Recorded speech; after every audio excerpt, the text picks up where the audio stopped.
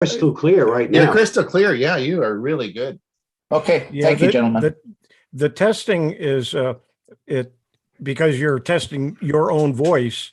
It's a recording, so it takes a second for the recording to kick in, and then it plays back the recording. So that's probably the issue.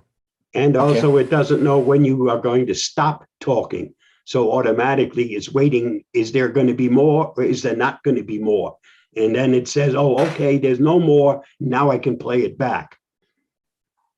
Now, if I may have a second question, when I go into File Explorer and I go onto my network, I have 5 devices on my network: my laptop, my printer, my Samsung TV, and 2 cell phones. Now, when I click in network, I notice the devices show up with the exception of the cell phones. Is there something proprietary in the network setting that it's not showing me that the 2 cell phones are connected to my local area network? I got the answer for that. What's that? That happened to me. And Leo Laporte, I was listening to a show, we'll talk yesterday about that, and it's interesting. So you're connecting probably your cell phones to the your computer through a charging cable, like a Type C, right? No, I'm actually using the Wi-Fi, the house Wi-Fi, so that we can walk around anywhere. And then when I go on the laptop and I go into File Manager or File Explorer, it's not showing up in that network setting. Yet, funnily, the Samsung TV shows, but the Samsung cell phone doesn't. Well, let me explain. This is really interesting. It happened to me yesterday as well. So here's the deal. Most people, if they connect their phone to their computer through a charging cable, which usually is a Type C cable, and the issue is not all Type C cables transmit data, and a lot of them just are charging cables. So it depends on the cable, and that was driving me nuts because I couldn't figure out, because I've got a lot of GoPro cameras, and I wanted to get the data. I don't want to take the card out and stick it in my computer. I want to just download the data right onto my computer, and I was plugging in and couldn't see the card. And I thought, what's going on here? And it was really confusing. But so if you do have trouble with that, all Type C cables, particularly the ones that come with your phone, don't all equally do data transfer. Some are just, and you can't tell the difference. You got to test them. So if you're having problems, best thing to do is change the cables and try a different cable. I just ordered a Type C cable specifically to plug into my newer computer, which has that kind of connection now, and the other end into my cell phone. Right. And in the advertisement, it did actually point out that it has the ability to either just read it and/or charge. Correct. But not all phones, not all cables that come with phones. Some are just charging cables, and you got to be careful with that. Right, Stephen. My Samsung phone does not show in my network settings either, and it's connected to the Wi-Fi. Oh, okay. So my overall goal was, between my Samsung and my laptop, I wanted to share the clipboard, because there's many proprietary software programs I have that I don't want to sync them, but I want to move 1 or 2 items over. If I can't do that. You can do that if you set up your phone in Windows 10. Mm-hmm. Does it go out to the World Wide Web at all to go out and then back, or does it stay to my local network? It's within your. It stays within your system. It's between your phone and your PC. Okay, I will give that a try. Thank you, Bill. I use it. It works pretty well, actually. Yep. I will give that a shot. What's the actual interface called? Your phone. Phone, and it's a app that's in Windows 10. Go down to the U's, to the Y's, and you should see it. Your phone. Gotcha. Thank you very much, Bill. You're welcome.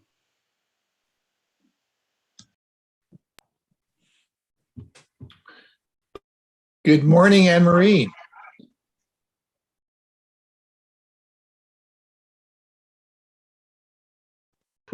Good morning. I was doing something else. How are I you? saw you there. I saw you there, and I said, I got to say hello to Anne Marie. Well, Yes. you better. I'm a good loyal customer here. I know. I haven't seen you at least. We haven't seen you for at least 3 days. Yeah, exactly. Yeah. There you go. But you got my thank you. I sent you a big thank you about all the things you're doing that helps our club. I did. Thank you so much. It's As I really said, nice.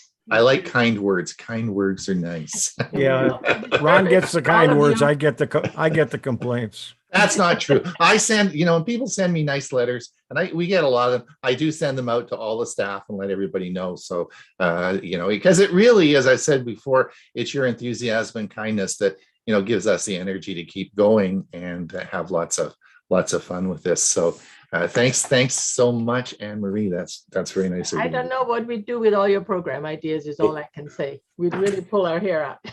And if you aren't nice to me, you just disappear from the show. Yeah, that's right. Bob's got the controls, and you're in or out. You got to be nice to Bob. Yeah, Well, for sure. Bob's coming to do a presentation for us here. Yes, I am. This month.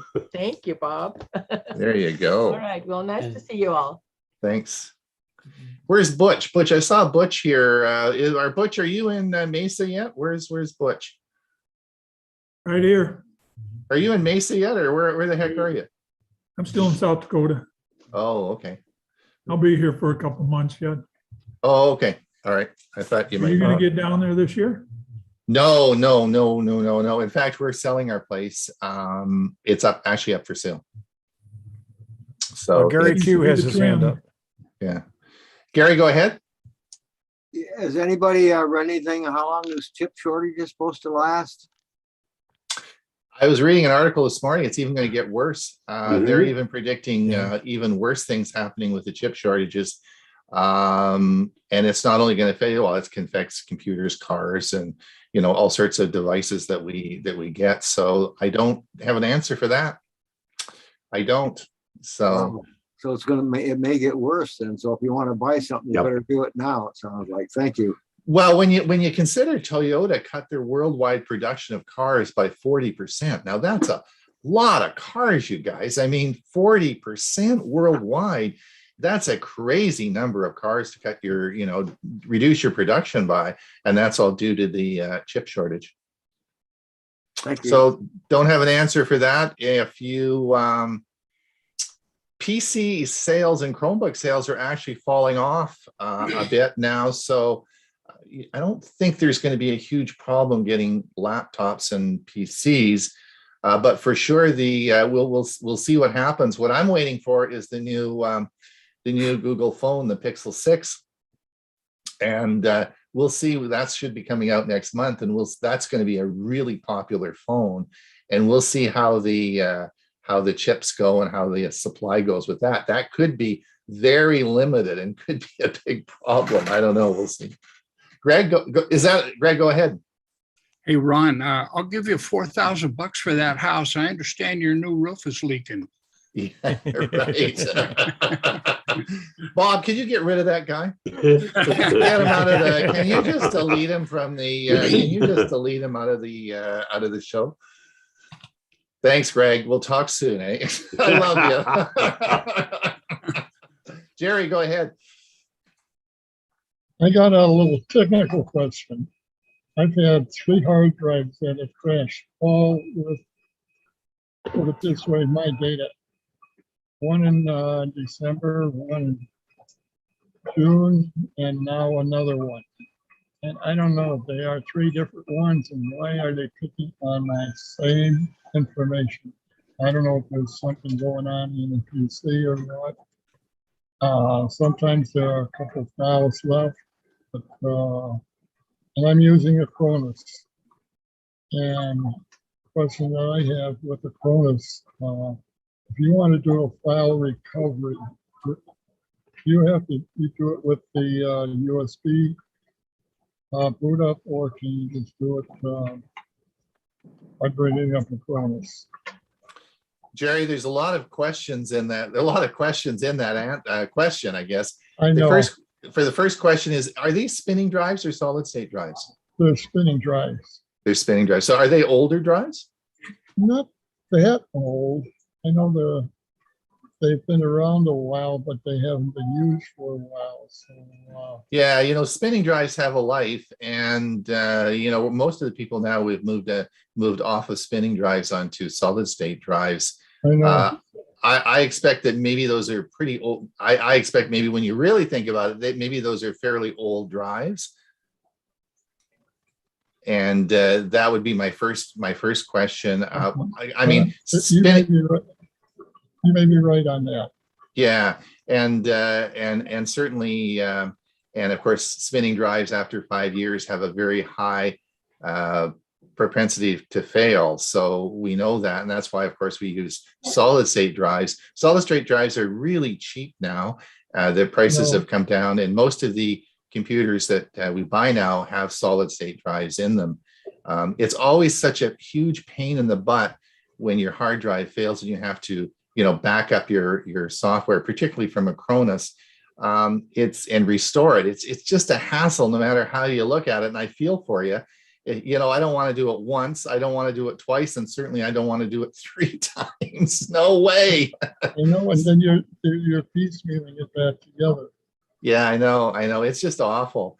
But as you move forward, I would certainly encourage you to move into a solid state drive. I think you'll find that there's, They're not big enough for me. You know, they're not big enough. No. You can use, like, I have a 2 terabyte solid state drive. Do you need more than a 2 terabyte drive? How big is your drive?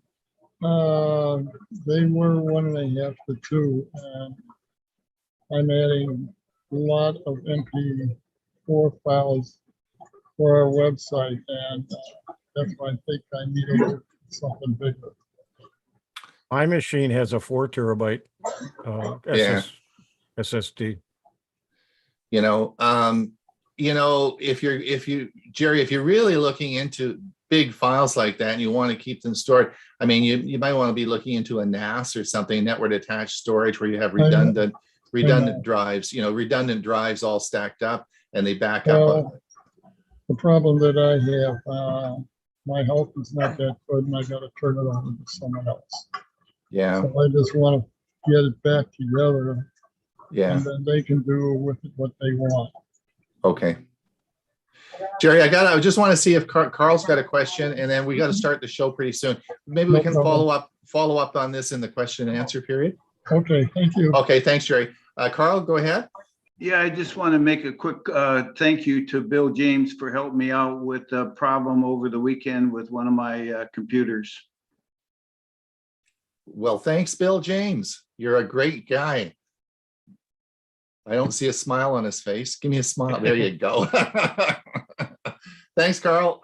Yeah, we're here for you guys. You know, if you have questions, you want help, that's what we are here for. So call Hewie anytime, day or night. So yes, indeed. Well, they want to sell me. They want to sell me. On mute to work. Thank you, Carl. They want to sell me extended warranties now at midnight. So yeah, exactly. What do we got? We got 75 in. We got 4 minutes left. We got one time for another quick question. Maybe a couple of quick questions. Anyone got a? Ivana's got her hand up. Ivana, go ahead. Hi. The gentleman that was asking a week or two ago about increasing the font size on his computer. There's going to be more about that in our. We got a whole show today. about that. We got a whole show on that today for you. Oh, okay. Because I will say you can download the magnifier app. And don't tell them. Don't mention this. This is part of our show. Oh, I'm sorry. Don't give the plot away. I'm sorry. Thanks, Savannah. Yes, you're right. You're absolutely right. But we're going to talk about that. And actually, the magnifier is built in. Yeah. So we're going to talk about that today. Yep. Yes, indeed. What do we got? 3 minutes left. Yep. There we go.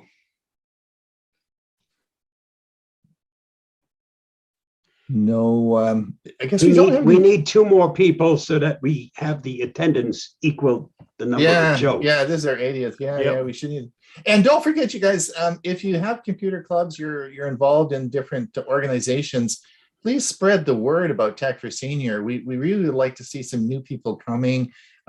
Everyone's following along pretty good. I mean, our numbers are still very good, but we'd like to see new people coming in. So if you have clubs and you have organizations, I'm sure that any of our staff would be happy to do a little presentation about Tech for Senior for your clubs if you want us to do that. But we'd really like to see some new people coming in and following us along. So if you are presidents or on a club or something like that, then please bring that up with your board. Okay, we made it to 80. I've been sort of hesitant in doing that, Ron, because you're getting pretty close to your 100 limit, though. Yeah, but it's streamed onto YouTube as well. So we have an unlimited number of people that can watch it on YouTube. And, we're streaming now, and we've got a bunch of people over there watching, but I wouldn't worry about that. I mean, there will be people that will fall off, and, if we don't keep the new people coming in, we'll start to see the numbers dwindle down because, there will be people. I can't imagine anyone that would get tired of listening to us, but Bob's got such a dynamic personality, that I just can't imagine anybody wanting to not listen to us. But, there might be. And so we want to keep the numbers up.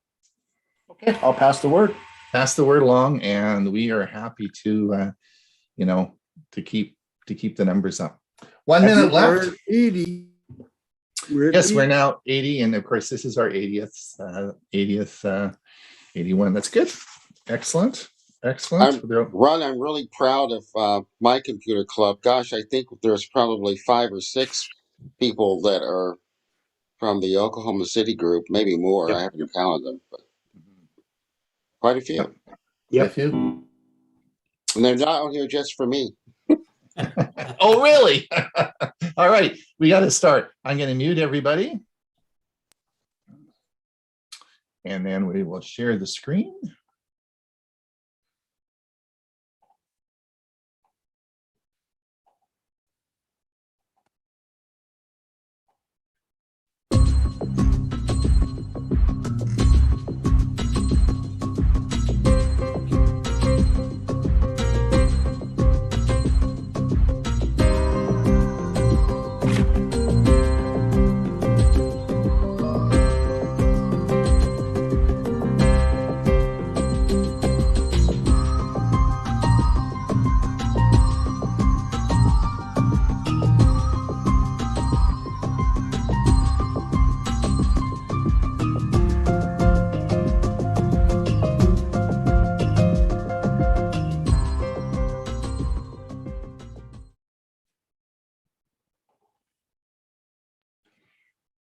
Tech for Senior, episode 80. Yay, 80. Oh my gosh, 80. It is now October the 4th, 10-4, everyone, 10-4. And we have 84 people in our audience today. Thank you so much for coming, and a bunch over on YouTube. I always look, you're probably wondering what I do when I turn my head like this. I have one of my computer monitors and setup is just behind me here, and I have the YouTube stream on that. So I'm always looking over there. So that's why I turn my head. Anyway, welcome everyone we have a big show for you today. I'm so excited. Our 80th show. I said to Hewie earlier today, 80 is exciting time, but also means we're getting a year and a half older. And Hewie reminded me that we're also getting better. So there are some positive things with age, right, Hewie? Absolutely. Indeed. So let me just outline what's going to happen today. Of course, we have our standard show. We're going to be doing that till the top of the hour. Those of you over on YouTube that are following, we will be stopping the YouTube feed about 10 minutes to the hour, top of the hour, and just before Ray's music.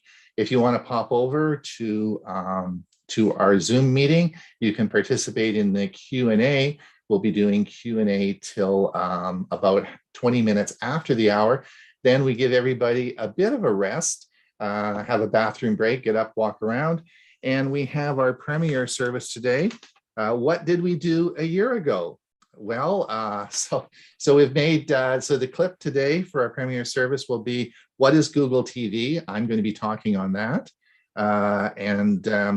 Huey's going to be talking on your neighborhoods. And then Huey's also going to be talking on Google Drive and file management for a Chromebook. And so these are all clips that were taken from episode 7, I think it was 28 or 28, wasn't it? Was it 28? I can't remember what the number is. You'll see it on the show, but it was what we did a year ago this time. So I go back and I look and I take the videos and go over them and decide what's interesting. And we make about a 20-minute clip with the idea that you can review the information, we can reuse it. And it's also available for your clubs or for you can use for your for interest in things that you want to do with it. So that will be on at 1/2 the hour. Of course, don't forget, we have our show this Thursday, Tech for Senior Live. The usual gang will be there, including Ray this week, and we'll be talking about all sorts of interesting things. Thank you very much to Roberta Witherspoon for her generous donation to our club, the Kofi Fund. That was great. Thanks so much. Now, what do we? I want to talk a little bit about the news this week. Many of you may or may not have, if you use Quicken, you will certainly have got this email from Eric Dunn, who is the president of Quicken Services, and Quicken has been sold to a new company, HIG, Aquiline, was it Aquiline Team? HIG. Anyway, it's been sold to a new holding company. So if you are a longtime Quicken user like myself, and I've been using it for probably 30 years, you will, what will this mean? And of course, Eric Dunn, the manager or the CEO, says nothing is really going to change, but we'll have to wait and see about that. This week, there were a lot of interesting things happen. And one of the interesting things that happened was Amazon released all their new gadgets because we are getting very close to Black Friday. Most of the computer sales and electronic sales occur in the next 2 months, October, November, leading up, of course, to Black Friday. And of course, Amazon has got all their gadgets out. And by far, I think, I'm going to show you a short clip of what I think is going to be the #1 runaway gadget this week. And I'm just going to show you a short clip on that, and you can have a look and see if my prediction is correct. And we'll just see if we can play this. Now this is Astro. This is a robot. This is a lady saying, "What the heck is that?" This is her husband who's just bought this robot. And he's saying, "Well, let's have a look." And the robot's talking to them. He says, "Come with me." And he's going to take the robot, and off he goes. Wife's looking perplexed. He's bringing it up. And of course, they have a little girl. And now she's talking to grandma. And grandma and her are having a talk. And then she's going to show grandma her toy. And then she's going to have a little race with the robot. And off it goes around the house playing with it. And here it's coming in, and I'm not going to go through the whole video, but this is, of course, I think, Bill, I think this is going to be the tech gadget of this Christmas. I would agree. I thought you were talking about a robotic dog. No. This is going to be. I have not seen that. Oh my gosh, I'm excited. Yeah, well, good luck trying to get one. Because, $1,000. Yeah, they're $1,000, but the money's not the issue. The pre-orders are all sold out. Like, I don't think you're going to be able to get it. It's so popular already that the pre-orders are already sold out. So, well, that would save me $1,000. Well, then the price jumps to $1,500. Yeah. So, but seriously, I think we're looking at. There's all sorts of positives. If you look at the news feeds, and we'll be talking about news feeds later on today, But if you look at this, the buzz is clearly about this product. There's of course the naysayers and it's going to security and all sorts of issues are going to be problems. But overwhelmingly, this is going to be a huge success. And whether you like it or not, it's going to be probably the most popular. I think it will be. Maybe the Google 6 phone might be, but this is definitely going to be a very popular item. So I thought I would share it with everybody. You're going to hear a clip later on in the show about Tech for Senior Live when we're talking about things, Bill. You might, because you weren't there on Thursday and didn't listen to the show, but what we're talking about is Astra. We're talking about this robot. So when you're listening to that today, that's what we're talking about. Okay.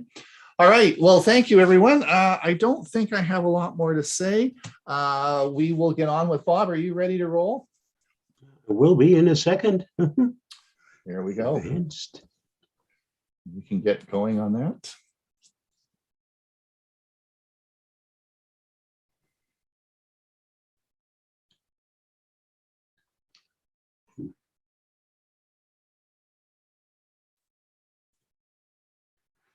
Just be a sec when we're queuing up our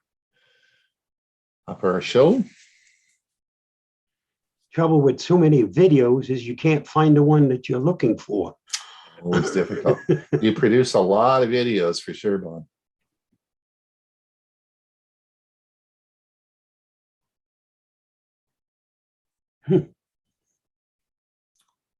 Where are we? Can't do it that way, Ron. Have to do it the hard way. All right. Whatever way you got, you got. Okay. That's the nice thing about editing it. When I do the edits, I can just take it out.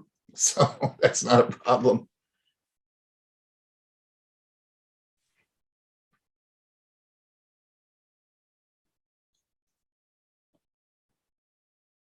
Whoops. Right off the bat. This is not what we had planned for number 80, is it? I thought we were getting better.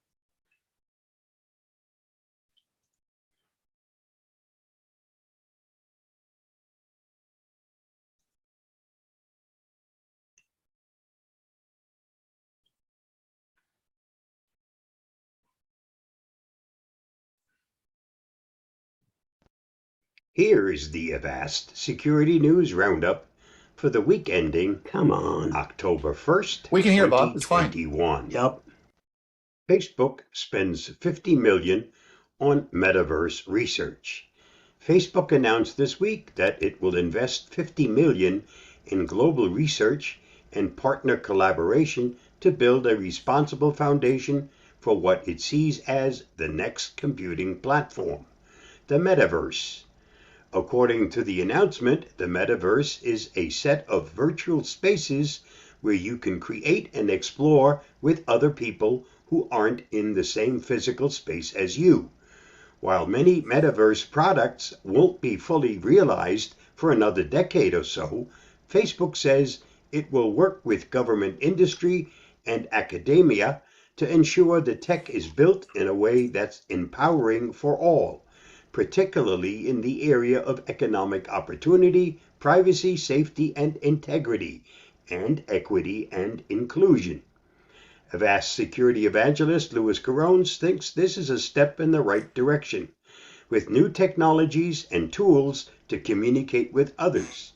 He commented, "New challenges appear. Usually we become aware of them while they are happening, as we have seen with privacy, cyberbullying, and spread of fake news, hate speech, etc. Trying to anticipate some of those challenges beforehand and create tools to address them is a sensible approach." SonicWall patches critical SMA vulnerabilities. Internet security company SonicWall posted a security notice this week about a critical arbitrary file delete vulnerability in the SMA 100 series appliances. The Smart Mobile Access SMA series includes SMA 200, 210, 400, 410, and 500V. The flaw, when exploited, could allow an unauthorized user the ability to delete arbitrary files from an SMA 100 series appliance and potentially gain administrative access to the device. Sonic Wall reported there is no evidence the vulnerability has been exploited in the wild. The company also released a patch users can install to protect themselves and their files. Bloody Stealer malware attacks gaming platforms. A new malware dubbed Bloody Stealer, which can be bought on the dark web, siphons personal information from gaming platforms such as Steam, Epic, Game Store, and EA Origin. Kaspersky Security researchers detected the malware targeting victims in Europe, Latin America, and the Asia-Pacific region. According to Bleeping Computer, gamers are usually targeted by threat actors with malware-laced game cheat tools. Once the system is infected, Bloody Stealer can grab cookies, passwords, forms, bank cards from browsers, system information, screenshots, certain gaming sessions, files from the desktop, and logs from the memory. Scalper bots target graphic cards and sneakers. In the top 5 scalper bots quarterly index, a tracking report that identifies the hottest products targeted by scalper bots. Bot mitigation platform Netacea reported that 110 Air Jordan Retro One High OG sneakers were the most popular item bought and scalped, sometimes fetching amounts 7 times the original price tag. The second most bought and scalped item was a PS5. Third was graphic cards suitable for gaming. Fourth was Yeezy Boost 700 MNVN sneakers. And fifth was graphic card marketed for cryptocurrency mining. On the topic of retailers, Netacea CTO Andy Still commented, in addition to supply chain issues adding to the challenges of the last 2 years, retailers increasingly face the risk of bots buying their most popular items before their customers. For more, see ZDNet. Instagram Kids hits pause. Head of Instagram Adam Mosseri posted that while the company still believes it should build Instagram Kids, it is pausing work on the social media space intended specifically for tweens. CNN Business reported that the announcement comes after lawmakers pressured Instagram to back down on the effort, and new questions arose about the impact social media photo sharing has had on teen girls. We'll use this time to work with parents, experts, and policymakers to demonstrate the value and need for this product, Mosseri wrote in an announcement. He said the company is still invested in building parental supervision tools and continuing its focus on teen safety. This week's must-read on the Avast blog. The Epic data breach is political in nature, and here's why you should care. Given the prevalence of hacking, it's concerning to see a group of hackers target an organization and its members due to their political beliefs. When our freedom of speech is attacked, we should all care. See the whole story by following the link listed below. You may also enjoy my video based on Mr. Basso's article. Again, follow the link below. And that wraps up this week's Avast Security News Roundup. Stay safe, stay secure, and I'll see you again next week. Bye-bye. Thanks, Bob. That was great. Always learn something. Bad guys are still working at us, I see. Unfortunately, yeah. All right. All right. Let's see what Dewey has to say. Let's come up here.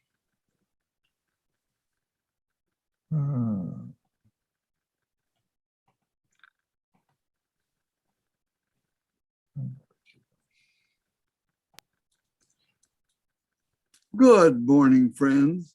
I'm Dewey, and my Tech Talk topic for today is iFixit.com or YouBreakIFix.com. What's the diff? Technology may be defined as an application of scientific knowledge for practical purposes. A person who does this may be called a technologist or simply a techie. I embrace and enjoy technology. In fact, I'm always curious about things, how things work, and always have been. In the 1940s, my dad bought my mom a new upright vacuum cleaner. One day when I was around 10, I quietly took some of my dad's tools to the closet where the new vacuum cleaner was kept and began taking the motor apart. An hour later, my mom happened in to find me with motor parts strewn all around the floor. Her shriek preceded a crying meltdown as I tried to assure her, "It's okay, Mom, I can put it back together."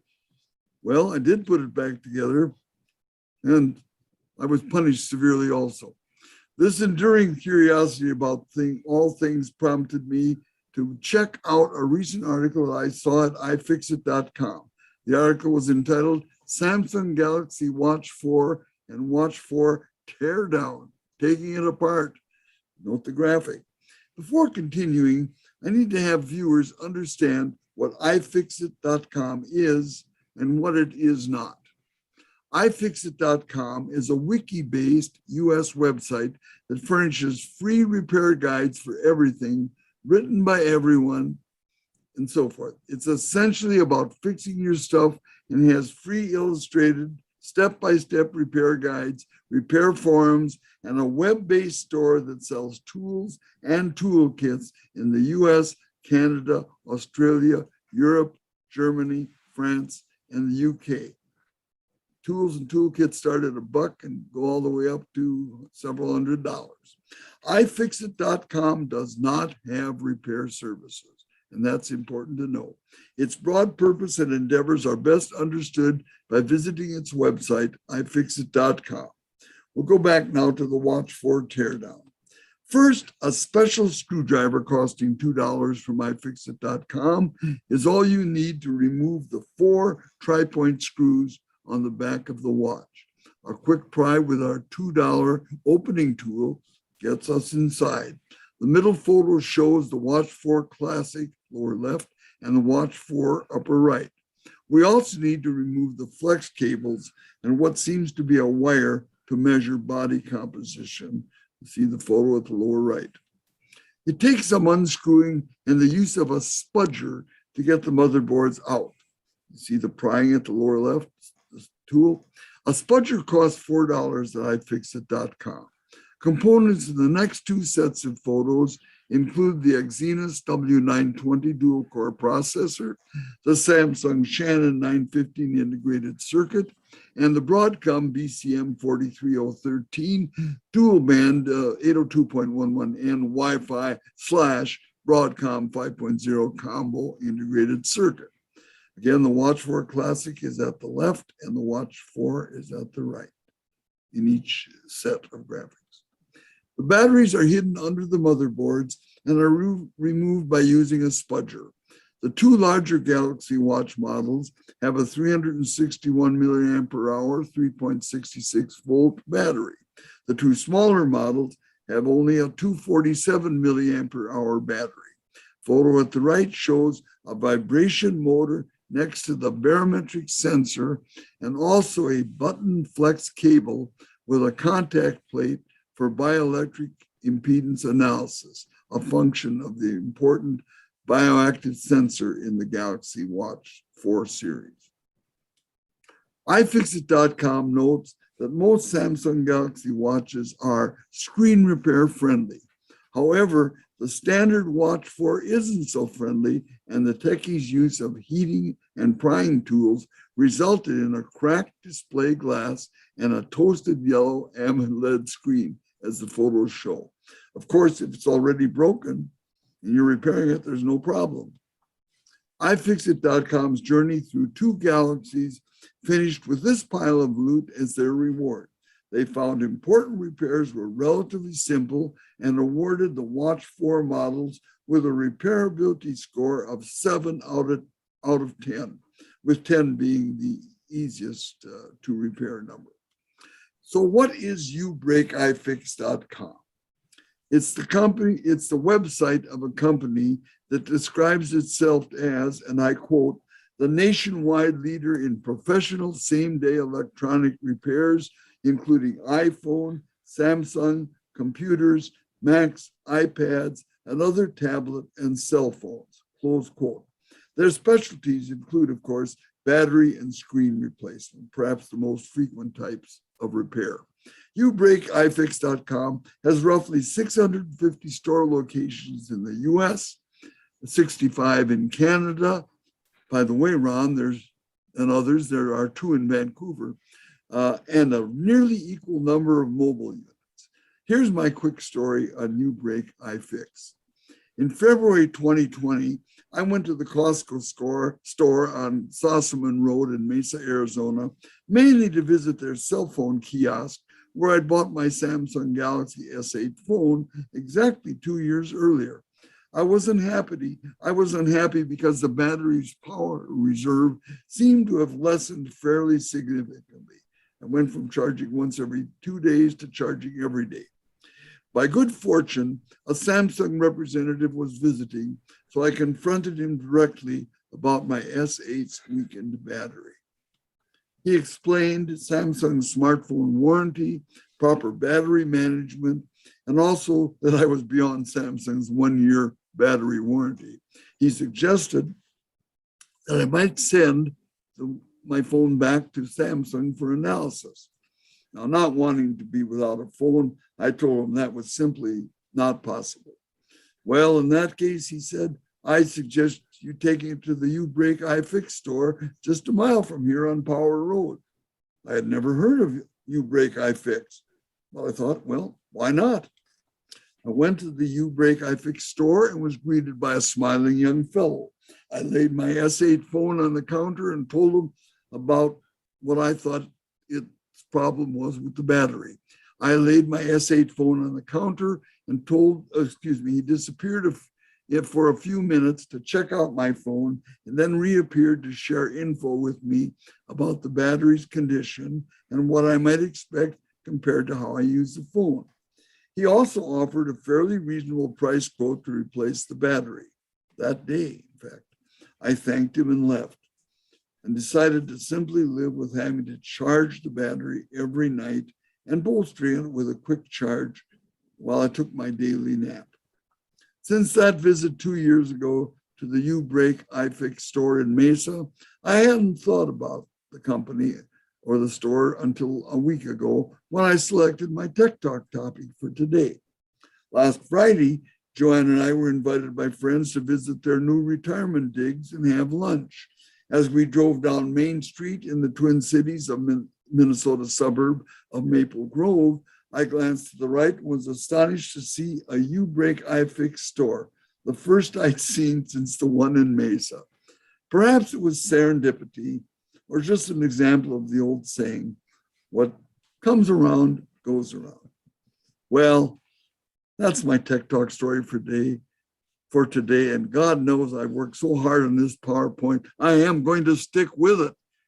Thanks for watching. Stay safe and have a great day. Thanks, Dewey. That was very good. I guess one of the things that while we replace cell phone batteries all the time, one of the things that is going to come up in the future, of course, is do we replace the batteries in our watches? And I guess that will certainly be something coming along as we get into the, some of these expensive watches that we have now, get into their 3-year phase and maybe need some battery replacement. Are we going to be looking or purchasing a new one, or are we going to replace the batteries? I don't know. We'll have to see. Well, what do you think, Dewey? Do you think we'll be replacing batteries in the fall in watches? I have a good hunch it's going to happen that way. Could be, yeah. It's sort of interesting. I know recently had, I think when I did the swollen battery talk, I recently had the battery placed in my Pixel 3, and it was great. I mean, the company was good. It was a local company that did it, but they had it in and out the same day, and it works great. And there was no problem, so it was pretty easy to do. So that's great. Let's see, Hewie, I think you're on track for. Are you ready to roll? I am, but before I go, before I start, I did want to mention that there an addendum to Dewey's talk is I think You Break, I Fix is a great name, and they're changing it in all 650 stores. And I forgot what it's going to be called, but it's nothing like that at all. But it's going to be a company-wide name change. I just saw it in the news this past week, but I didn't take note of what it's going to be called. So on that note, I will start my, let's see. I think this is the right one.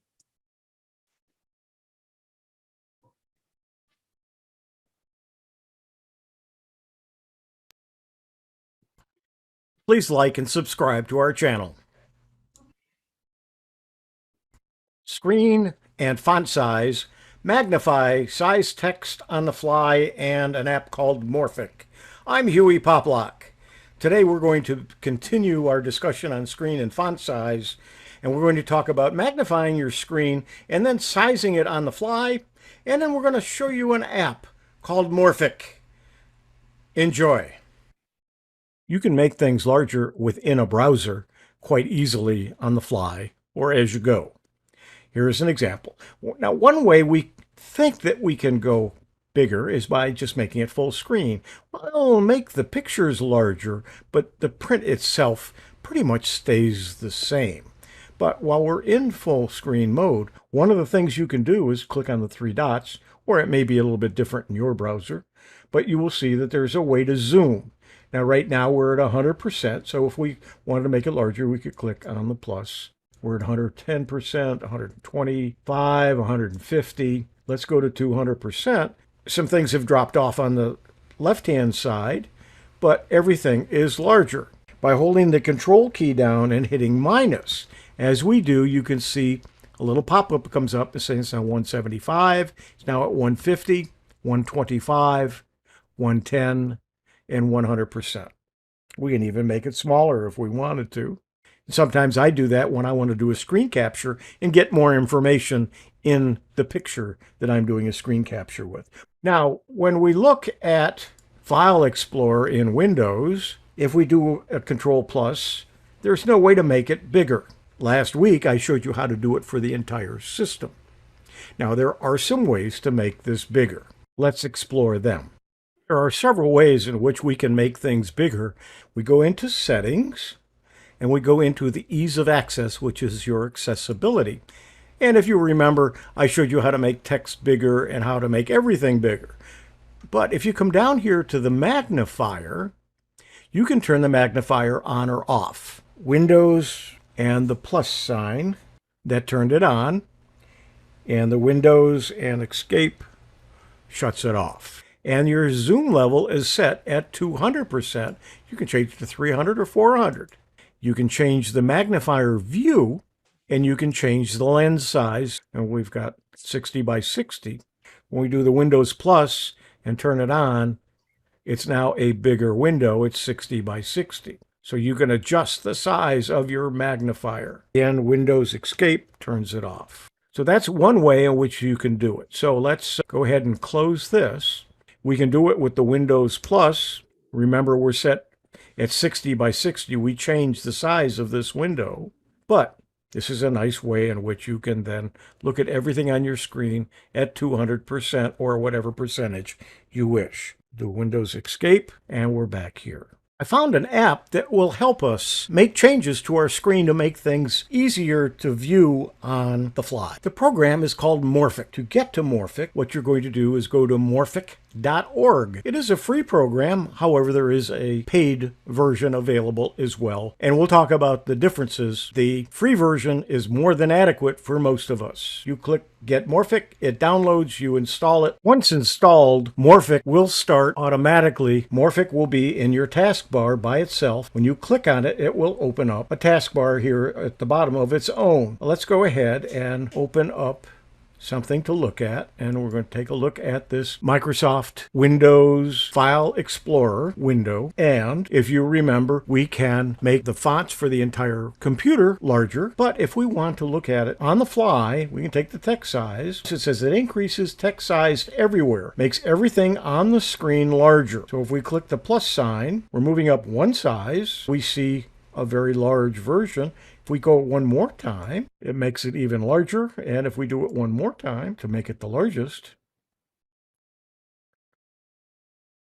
it makes it super big. When we move our mouse off of this, we will see that we have very large text. In order to demonstrate something, or if you have eyesight issues, you can see it very large. When you hit the minus sign, makes it one size smaller. We'll do it one more time. You can see it changes here from 3 to 2, and then we'll do it one more time, and we're back to where we started. Now remember that when you do the text size, it makes everything on the screen larger. So if we had several windows open, it'll make everything larger, and you'll have to find the window that you want to work with, and that also will be large. Now let's go ahead and go back to our same Windows File Explorer. This time, or if you remember the magnifier from last week, I talked about the Windows magnifier. If we turn it on and show it the Windows magnifier, we can make it whatever size we want in the settings of Windows. So we'd have to go in and change that. Then when we're done with it, we come down here and just click hide and it goes away. So at least you don't have to go into settings if you can't remember what the Windows Plus and the Windows Escape to turn it on, turn it off. You can do it from this Morphic taskbar. The next item on our Morphic taskbar is snip.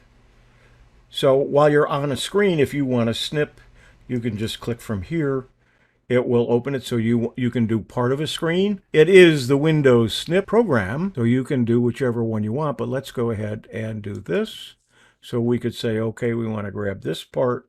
It has now copied it. So if we went ahead and opened up WordPad, because when I then paste into it, you can see what we just copied, and it's there.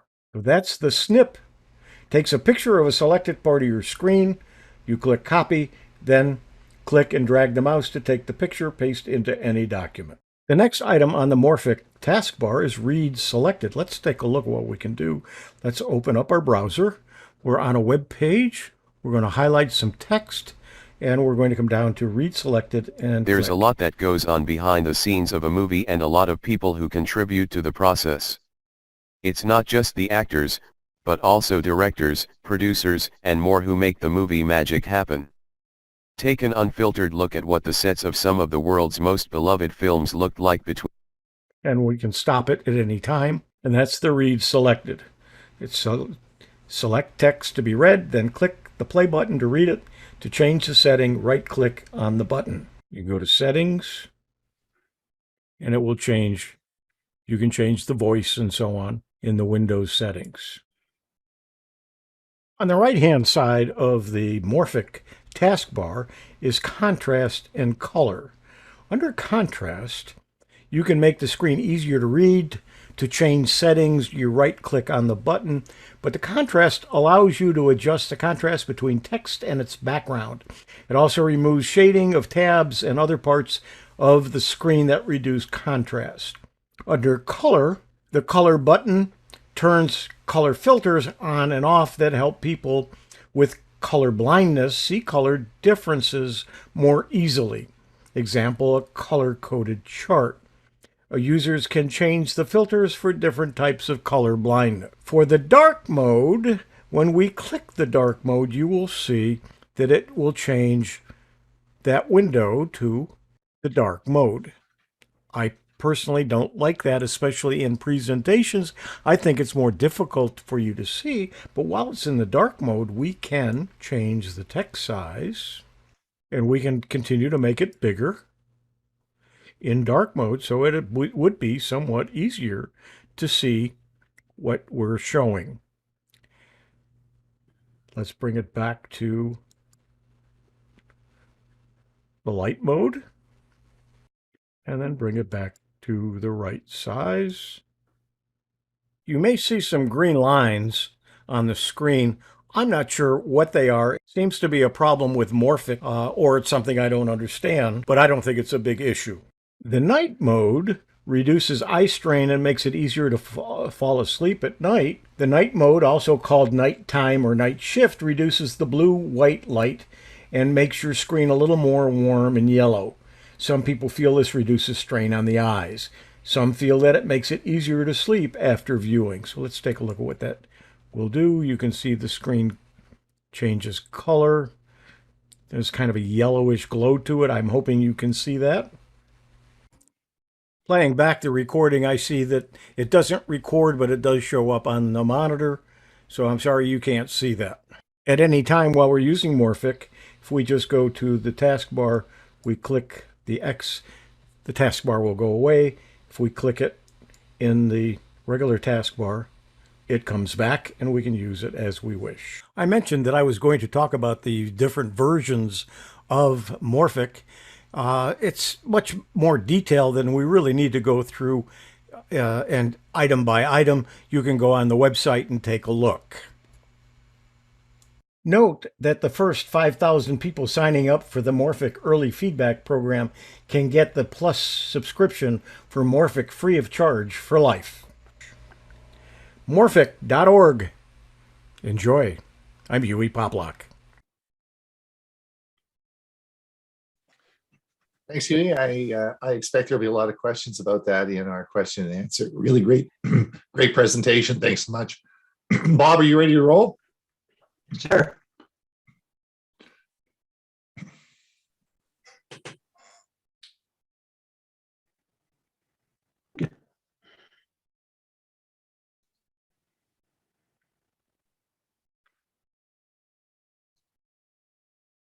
Here's another reason you may want to start using Microsoft. Here's another reason you may want to start using Microsoft's Edge.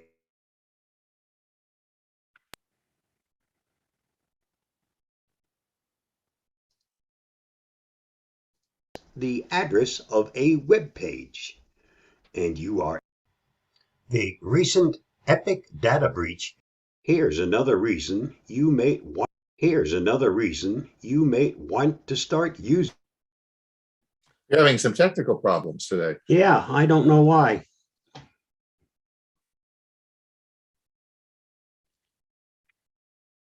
you want me to go on ahead with my web page? We got it.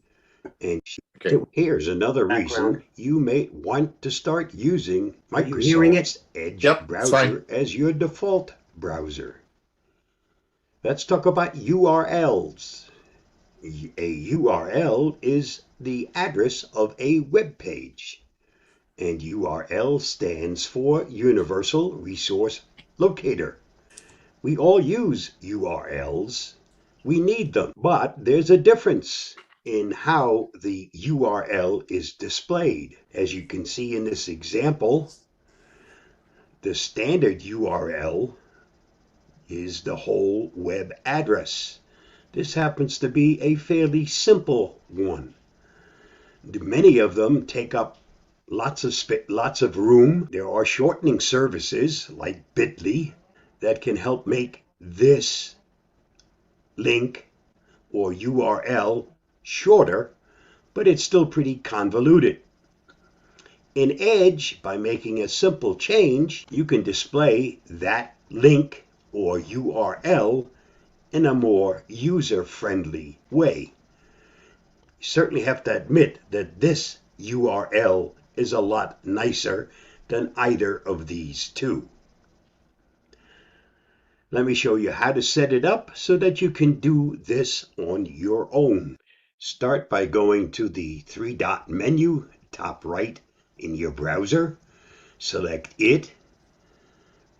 When that pull-down menu comes up, go down to Settings, and once this comes up, the next thing you want to select is Share, Copy, and Paste. By default, this is what's selected, plain text. So when you copy a URL, what you copy is what you paste. The other function in here is link.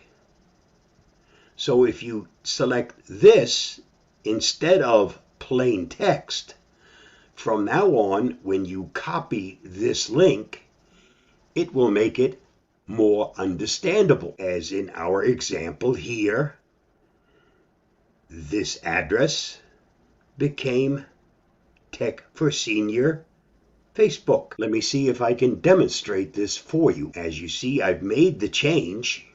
So we are now using the URL copy and paste format by default. So when I select this and do a copy, easiest way is to use the shortcut keys of Control and C. Now, if I'm sending you an email and I want to paste that address in here, I just use the shortcut key of Control and V.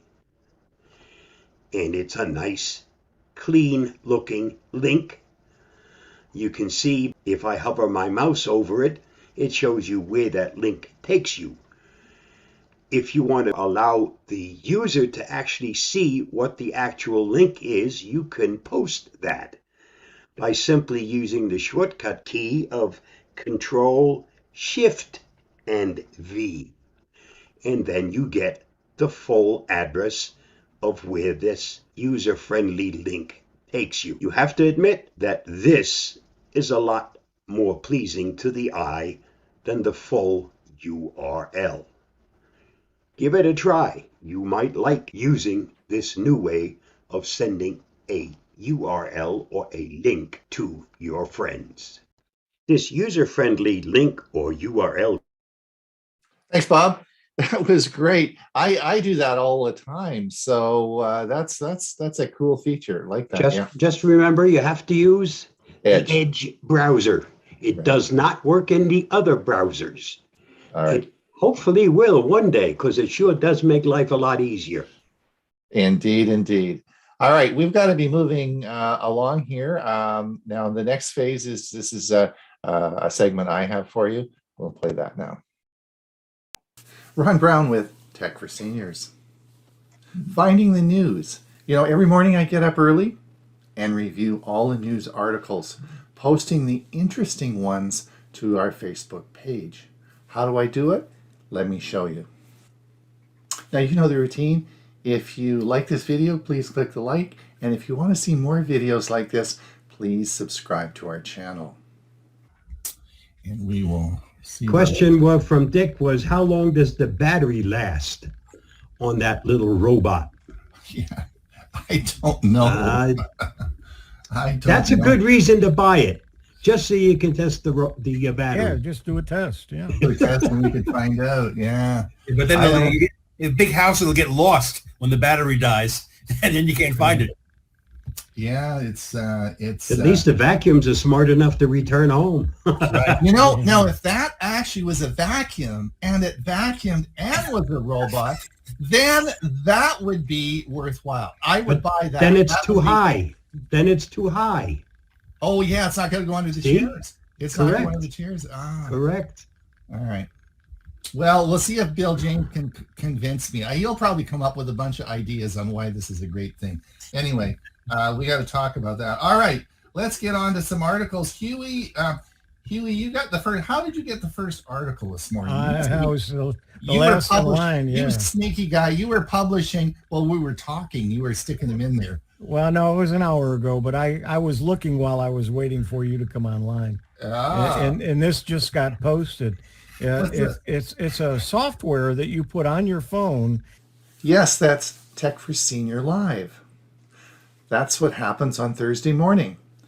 There's a group of us that sit around and talk about the news articles we posted to our Facebook page the previous week. So how is this done? Well, everybody does it in a little bit different way. I'm going to show you today the way I gather the news and post it to our Facebook page. Let's have a look. Now the demonstration today is going to be on my Windows 10 PC. I'm going to use Google News. However, I don't use my PC in the morning. I use my Chromebook. So it's upstairs and I use the Google News app on my Chromebook. In fact, the Google News app can be used on Linux. It can be used on Apple devices or Chromebooks. It's universally available for a news feed. All right, you recognize this as my desktop. We are now in the Chrome browser and we are going to find Google News. So let's see where it is. So if we go over to, in our Chrome browser, we'll go over to the right and we'll see this little 9-dot menu here. We're going to click on this and now it'll bring up all the Google services. We're going to scroll down and here is Google News.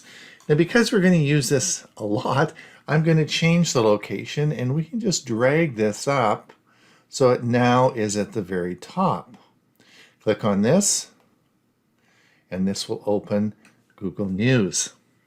Now in the Google News on the top left, you'll see there are 4 categories. There are top stories, there's for you, there's following, and saved search. It is important to know that the more you use Google News, the better it's going to select the new articles for you. Its artificial intelligence tries to bring you stories based on your activities in the app. The way Google News sets this up, and you'll see Canada, world, your local news, business, technology, entertainment, sports, science, and health. So I'm going to choose technology. Of course, that's what we're interested in, and that's how I get my news for Tech for Senior Live. So when we click technology, this will bring up our technology, all the latest in the technology articles that have been published that day. And they are, of course, labeled. I just usually leave it on the latest because I'm interested in the latest articles that I'm following. But if you want to subcategorize, we can look at mobile, gadgets, internet, virtual reality, artificial intelligence, and it keeps going along. So I leave it to latest because I want all the latest in technology for that particular day. And we'll come down now and let's take a look at one specific article. All right, let's go down the news feed here. We're going to come down until I find an article that I'm interested in. An article I'm interested in is Samsung October 21 security update is rolling out now to these Galaxy devices. So this is an article by 9to5 Google. I really like their articles. They are pertinent, easy to read, and don't have much advertising.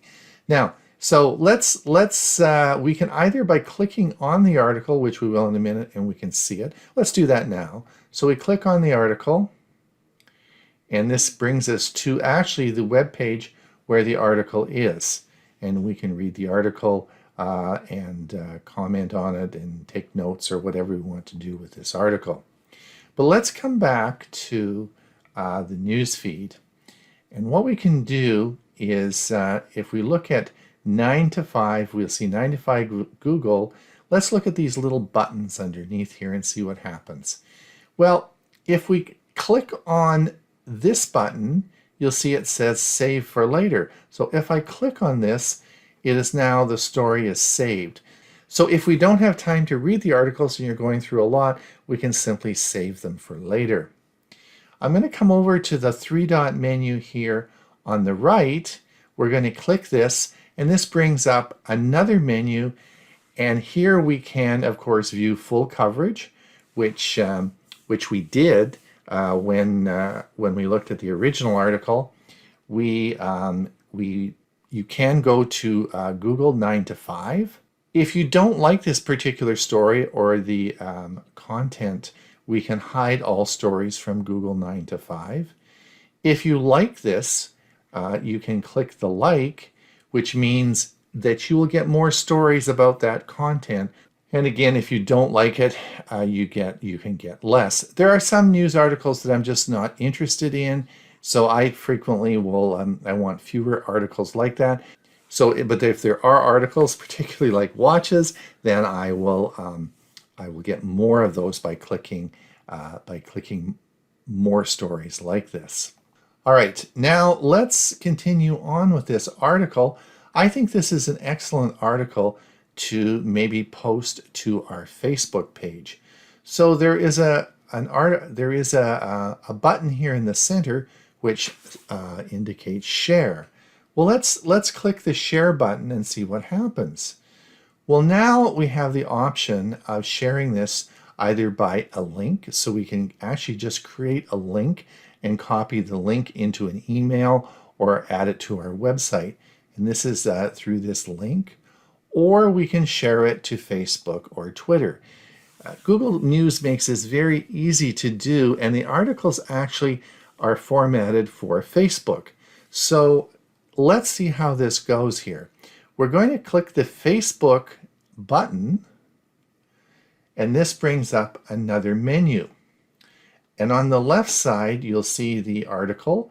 And as we come up here, it says share to newsfeed or story. So if you want to share this to your newsfeed on Facebook, that's fine. We have a Facebook page called Tech for Senior. So I'm going to click the down arrow here, and we can share it on a friend's timeline. We can share it in a group. If you're in a Facebook group, you can share it to the group. You can share it to an event coming up, or you can share it to a Facebook page that you manage, which I do. So we're going to click this button, and this is going to bring up, let's look at the Facebook pages. So one is our computer club, and the other is Tech for Senior. So I'm going to click Tech for Senior. Now, I'm not going to comment on this, but I could, saying this is an interesting article.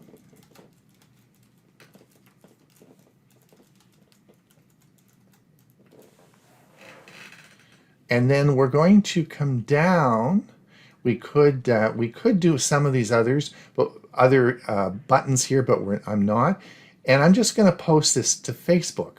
So we're going to click this, and you'll see now that it is posted to Facebook. Now we could just copy the link and go over to our Facebook page and see the and copy the link in. This actually, when you're doing a lot of articles, this actually goes very quickly. Let's see what happens now. Let's go over to our Facebook page, and here you'll see the article. And I said this is an interesting article, and here it is right here on our Facebook page. That's how easy it is to copy and paste the article in there. Now, if we wanted to, we could also create a post in Facebook and simply copy and paste that link in, and it would give us the same result. But the other way of doing it is just a little bit quicker. Now we're back at our article that we just previously published to Facebook, but I want to find out what other people are thinking about this rather than just Google 9 to 5. So if we say view full coverage, this now is going to go out and it's going to find articles related to this post from other news sources. So you'll see that Tom's Guide has some information and a variety of other news sources from Twitter. All sorts of people have commented about that particular topic. So that's a very quick way of getting more news information about that specific article. That's been Finding the News with Ron Brown, Tech for Seniors. Have a great day. And oh, by the way, remember the like and subscribe. Till we meet again. Have a great day. All right. Ray, you are, I'm just going to say goodbye to our YouTube friends. You are getting ready to get going. For those of you over on YouTube, thanks so much for coming. We're going to be ending our live broadcast now. And we will, if you want to come over, we have still got room over in on our Zoom meeting for the Q&A. We'll be having that at top of the hour. Ray, go ahead. Need you to let me share? Oh, I didn't make you co-host. You have to unshare in YouTube. You're still live.